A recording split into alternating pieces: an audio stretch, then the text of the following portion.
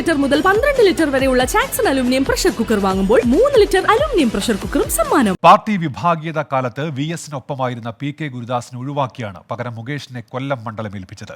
രാഷ്ട്രീയ പോരാട്ടത്തിന് ചരിത്രമുള്ള കൊല്ലത്ത് പിണറായി നേരിട്ട് കണ്ടെത്തിയ മുഖം. ഇക്കഴിഞ്ഞ ലോക്സഭാ തെരഞ്ഞെടുപ്പിലെ പരാജയം വിലയിരുത്തിയപ്പോൾ ഗുരുദാസൻ മുകേഷിനെതിരെ ആഞ്ഞടിച്ചതും പഴയ മുറിവിന്റെ ഓർമ്മയിലാണ്.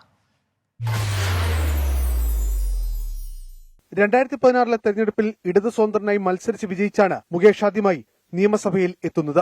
തുടർന്ന് കഴിഞ്ഞ നിയമസഭാ തെരഞ്ഞെടുപ്പിലും വിജയം ആവർത്തിച്ചു. പാർട്ടി വോട്ടുകൾക്കപ്പുറം കൊല്ലത്ത് ജനകീയത ശക്തിപ്പെടുത്താനുള്ള CPM തീരുമാനത്തിന്റെ ഭാഗമായിരുന്നു M മുകേഷിന്റെ സ്ഥാനാർത്ഥിത്വം. പിണറായി വിജയൻ എന്ന പാർട്ടി സെക്രട്ടറിയുടെ നോമിനിയായി കൊല്ലത്തെത്തിയ M മുകേഷിനെ എതിർക്കാൻ ജില്ലയിലെ ഒരു നേതാവിനും കഴിഞ്ഞില്ല. PK ഗുരുദാസിന് വിശ്രമജീവിതം വിധിച്ച് M മുകേഷിനെ 2 തവണ കൊല്ലത്ത് നിന്ന് നിയമസഭയിൽ എത്തിച്ചതും പിണറായി വിജയന്റെ രാഷ്ട്രീയ ബുദ്ധിയായിരുന്നു. തുടക്കത്തിലെ കല്ലുകടിയും പ്രാദേശിക എതിർപ്പും എല്ലാം മുകേഷ് മറികടന്നതും അതേ പിണറായിയുടെ തണലിൽ നിന്നാണ്. നടിയുടെ വെളിപ്പെടുത്തൽ വരുന്നതിന് മുമ്പ് തന്നെ മുകേഷിനെതിരെ CPIM-ൽ അമർഷം ശക്തമായിരുന്നു. ജനപ്രതിനിധി എന്ന നിലയിലും അദ്ദേഹത്തിന്റെ പ്രവർത്തനം തീരെ മോശമാണെന്നായിരുന്നു പ്രധാന വിമർശനം.